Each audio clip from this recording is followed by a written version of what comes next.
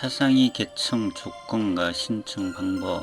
차상위 계층 조건 혜택의 6가지 혜택을 알려드리겠습니다.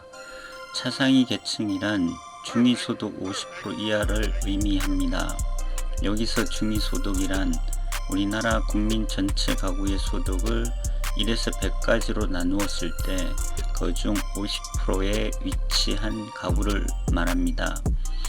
차상위 계층과 기초생활수급자는 기준이 다르기 때문에 기초생활수급자가 아니더라도 차상위 계층에 신청할 수 있습니다. 차상위 계층은 최저생계비와 비교했을 때 100%에서 120% 정도의 소득이 있는 잠재적 빈곤층과 고정적인 재산을 갖고 있어 수급자에서 제외된 계층을 합쳤다고 생각하시면 됩니다. 차상위 계층의 내용을 알아볼 때에는 차상위 계층 조건, 차상위 계층 신청 방법, 차상위 계층 확인 방법, 차상위 계층 혜택으로 알려드리겠습니다. 2020년 차상위 계층 조건은 차상위 계층은 중위소득 50% 이하를 말합니다. 2020년 4인 가구 기준 중위소득은 474만 9,174원이므로 4인 가족 소득이 237만 4,587원 이하라면 차상위 계층이라고 할 수 있습니다. 가구별 중위소득은 아래 표를 참조하시면 됩니다. 2019년 기준으로 중위소득은 1인 가구에서 7인 가구로 나누어졌습니다. 1인 가구는 177,008원이고 2인 가구는 290만원, 3인 가구는 370만원, 4인 가구는 460만원, 5인 가구는 540만원, 6인 가구는 630만원, 7인 가구는 700만원 정도 됩니다. 2019년 기준 중위소득을 참고로 하여 2020년 기준 중위소득을 계산한 것입니다. 기준 중위소득은 1인 가구, 2인 가구, 3인 가구, 4인 가구, 5인 가구, 6인 가구로 나눠지며 차상위 계층은 1인 가구일 때 87만 8,597원, 2인 가구는 149만 5,990원, 3인 가구는 193만 5,289원, 4인 가구는 237만 4,587원, 5인 가구는 281만 3,886원, 6인 가구는 325만 3,180원입니다. 차상위 계층 신청 방법에 대해서는 기초생활보장 신청은 거주지의 읍면동 주민센터에 수급권자 본인이나 친족 및 기타 관계인이 신청하거나 사회복지 담당 공무원이 신청할 수 있습니다. 신청 시 사회보장급여 제공 신청서와 금융정보 등의 제공 동의서가 필요하며 이외에 재산 확인 서류가 필요할 수 있습니다.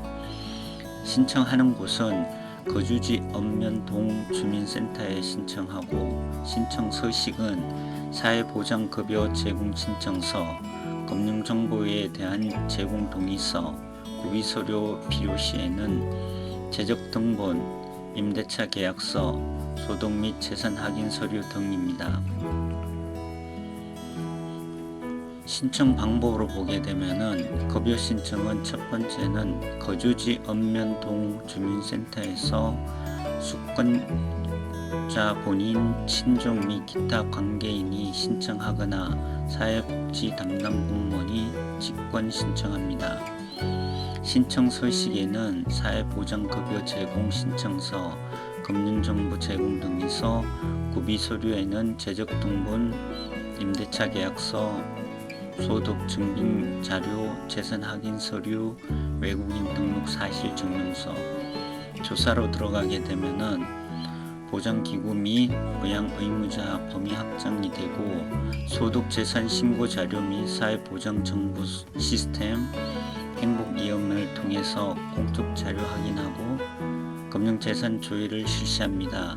기타 수급권자의 생활실태 조사 및 공적 자료에 의하지 않는 대상자는 지출 실태조사표에 따른 소득 확인 추가 조사를 하며 근로능력 판정 절차에 따라 가구 특성, 장애 유무, 진단서 등을 통해서 대상자의 근로능력을 판정합니다. 차상위 계층 자격 조건의 급여 결정은 조사 결과에 의거하여 급여 실시 여부와 급여 내용 결정 내용 통지, 서면 또는 전자우편 또는 SMS를 통지합니다. 결정 내용에 이의가 있는 경우 통지를 받은 날부터 60일 이내 이의 신청 가능합니다. 급여 실시로 봤을 때에는 수급자로 선정된 가구 또는 개인에 대하여 결정된 급여를 제공하며 급여의 종류에 보게 되면은 생계급여, 의료급여, 주거급여, 교육급여, 해산급여, 장제급여, 자활급여 등으로 나누어집니다. 다섯 번째, 확인 조사를 보게 되면은 공적 자료의 변동사항은 사회보장정보 시스템 행복이험을 통해 주기적으로 조사를 실시하고 공적 자료에 의하지 않는 대상자는 연간 소득계획에 따라 확인 조사를 실시합니다. 확인 조사 결과에 따라 변동사항이 있는 경우 급여 변경, 급여 중지 등을 결정합니다. 보장 중지에 대해서는 확인 조사 결과 부양 의무자 및 소득 재산상의 변동으로 인해 선정 기준을 초과하는 경우 급여를 중지하게 됩니다. 일부 부정수급자 등에 대하여 보장 비용 징수 기준에 의거하여 보장 비용 징수를 하게 됩니다. 차상위 계층 자격 요건에서 차상위 계층 확인 방법은 내가 차상위 계층에 해당되는지 안 되는지 궁금하신 분은 복지로에 접속하여 모의 개선 서비스를 이용해 보면 됩니다. 모의 개선 결과 교육급여 수급자로 나온다면 차상위 계층일 가능성이 있습니다. 먼저 복지로 모의 개선 서비스에 접속하여 정부 중앙부처에서 시행하는 차상위 계층 대상 복지 서비스를 조회하고 한눈에 보는 복지 정보 페이지 상단 분류별 검색 탭을 누르고 그림으로 된 바로가기 메뉴 중 가구 상황, 저소득층을 클릭합니다. 저소득층의 세부 메뉴 중에서 차상위 계층을 누르고 저소득층 차상위 계층 중앙부처 복지 서비스 아래로 관련 정부 중앙부처 복지 서비스가 모두 조회됩니다. 리스트에서 궁금하신 복지 서비스 항목을 누르시면 세부 내용을 확인할 수 있습니다. 지방자치단체에서는 시행하는 차상위 계층 대상 복지 서비스 조회 방법도 위와 같이 비슷한 내용으로 클릭해서 들어가서 확인하시면 됩니다. 들어가서 복지로 모의 계산을 하게 되면은 다음으로는 가구 원수, 소득 재산 정보, 부양 의무자 정보를 입력해서 확인하시면 됩니다. 결과를 할 때에는 중위소득 50% 이하라면은 차상위 계층에 해당하므로 아래와 같이 교육급여 수급 대상자라고 나옵니다. 129번으로 전화해 보시면은 자세한 내용을 알 수 있습니다. 차상위 계층 혜택으로는 첫 번째는 평생교육 바우처 만 25세 이상 저소득층 승인을 위해 평생교육 바우처를 제공함으로써 교육 기회를 제공합니다. 지원 대상으로는 기초생활수급자 및 차상위 계층, 기준 중위소득 65% 이하 승인, 혜택은 1인당 연간 35만원 이내에서 평생교육 바우처가 지급되며 이를 통해 학점 취득, 교육 등 수강에 필요한 교재비, 재료비를 결제하는 데 사용할 수 있습니다. 신청 방법은 평생교육 바우처 지원 시스템을 통해 온라인으로 신청합니다. 지원 절차는 다음과 같은 순서로 지원합니다. 초기 상담 및 서비스 신청하고 대상자 조회 및 확정이 되면 서비스 지원을 받습니다. 두 번째로는 방과 후 보육료에서 혜택을 받는 것입니다. 어린이집을 이용하는 취약 아동의 방과 후 보육료를 지원받고 이를 통해 양육의 부담을 경감하고 경제활동을 줬습니다. 지원 대상은 차상위 이하의 장애 아동에 해당하는 취약 아동이 방과 후에 어린이집을 4시간 이상 이용하는 경우이고, 혜택으로는 일반 아동의 경우 월 10만원, 장애 보육료에는 50% 등을 지급합니다. 신청 방법은 읍면동 주민센터에 방문 신청하시면 됩니다. 지원 절차는 다음과 같은 순서로 서비스 신청을 하고 대상자 여부 확인 및 결정이 나며 바우처 및 발급이 발송됩니다. 그 이후에 서비스로 제공되며 사용하실 수 있습니다. 세 번째로는 영구 임대주택 공급에 대한 지원입니다. 생계, 의료급여 수급자, 국가유공자, 일본군 위안부 피해자 등 사회보호계층의 주거 안정을 돕습니다. 지원 혜택으로는 생계, 의료급여 수급자, 국가유공자 등이며, 혜택은 임대료 시세의 30% 수준으로 영구 임대주택을 제공합니다. 신청 방법은 읍면동 주민센터를 방문하거나 인터넷으로 신청합니다. 지원 절차는 입주 신청, 입주 대상자 선정, 입주 대상자 명단 송부, 입주 안내가 되게 되면은 한국토지주택공사나 SH공사 등의 지방공사 지자체에서 입주를 안내합니다. 네 번째, 이동통신요금 감면에 대해서 말씀드리겠습니다. 사회적 취약계층의 가계통신비 부담을 줄여주기 위해 통신요금을 감면해줍니다. 지원 대상은 기초생활수급자 및 차상위 계층, 기초연금수급자 등. 혜택으로는 월 35%, 최대 21,500원, 월 50%, 최대 33,500원까지 감면이 됩니다. 신청 방법은 통신사업자를 방문하거나 전화, 인터넷 민원 24/7 등으로 신청하면 됩니다. 지원 절차는 다음과 같은 순서로 지원합니다. 초기 상담 및 서비스 신청은 통신사업자 신분증을 제참하고 가까운 통신사 대리점을 방문해서 신청하고, 단 장애인의 경우에는 인터넷 신청 가능합니다.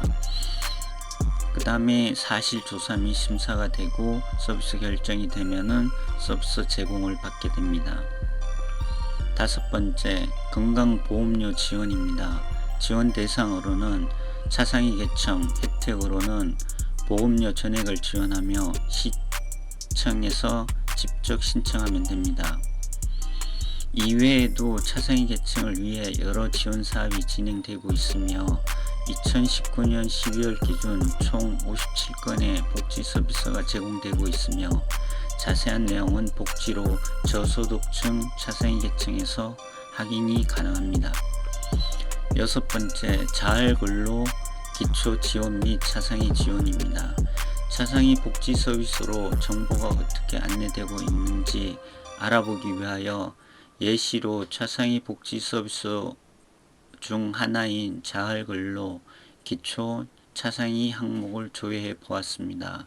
자활근로 기초 차상위는 생계 의료 주거 교육급여 수급자 및 저소득층에게 근로 기회를 제공하고 자립할 수 있도록 돕는 제도입니다. 지원 내용은 시장 진입형은 기술 자격증이며 1일 8시간 주 5일 근무, 급여는 53,440원의 일자리 지원이며, 사회 서비스형은 기술 자격증이며 1일 8시간 주 5일 근무, 급여는 46,790원이며 일자리 지원입니다. 근로유지형은 1일 5시간 주 5일 근무이며 급여는 27,970원으로 일자리 지원으로 지원됩니다. 선정 기준은 자활사업 참여의 의무 조건으로 생계급여를 지급받는 조건부 수급자를 지원하며 조건부와 여부에 대한 판단은 생계급여 수권자만을 대상으로 합니다.